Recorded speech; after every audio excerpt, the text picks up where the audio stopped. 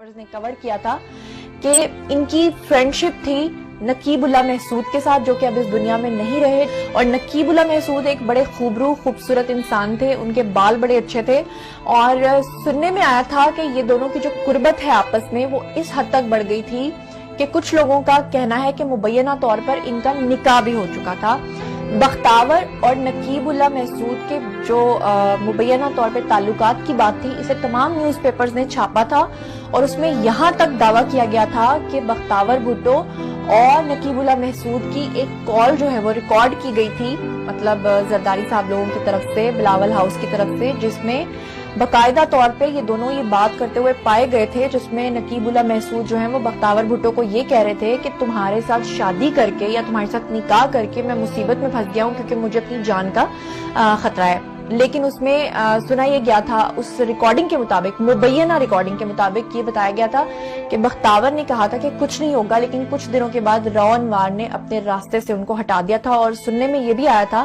کہ راؤ انوار جو ہیں ان کو ڈائریکٹلی کس نے کہا تھا، آپ لوگ سمجھ جائیے. تو یہ خبر میں نہیں بتا رہی، بلکہ یہ سورس اگر آپ لوگ خود سے گوگل کرنا چاہیں تو آپ لوگ دیکھ سکتے ہیں کہ آپ بختاور بھٹو اور اگر نقیب اللہ محسود کا نام لکھیں گے تو تمام نیوز پیپرز کی جو خبریں ہیڈ لائنز ہیں وہ آپ کے سامنے آ جائیں گی، جس پہ پیپلز پارٹی کی طرف سے بڑا شور مچایا گیا تھا. جمیل فاروقی نام کے ایک اینکر پرسن ہے، انہوں نے بھی اپنی اخبار کے اندر تہلکہ خیز یہ انکشافات کیے تھے، جس میں انہوں نے بتایا تھا کہ ان دونوں کا نکاح ہو چکا تھا، اور ان دونوں کے قریب آنے کی، قربت کی جو ریزن بتائی تھی وہ یہ بتائی تھی کہ ان دونوں کو ماڈلنگ کا شوق تھا. لیکن جب یہ بات زرداری صاحب تک پہنچی تھی تو ان کو بڑا ناگوار گزرا تھا، اور اس کا صلہ جو ملا تھا نقیب اللہ محسود کو وہ آپ لوگوں کے سامنے ہے. لیکن ایک اور بڑی امپورٹنٹ بات میں یہاں یہ کہنا چاہوں گی کہ جب جمیل فاروقی نے اس سٹوری کو کور کیا تھا، جب پاکستان کے تمام نیوز پیپرز نے اس کو کور کیا تھا،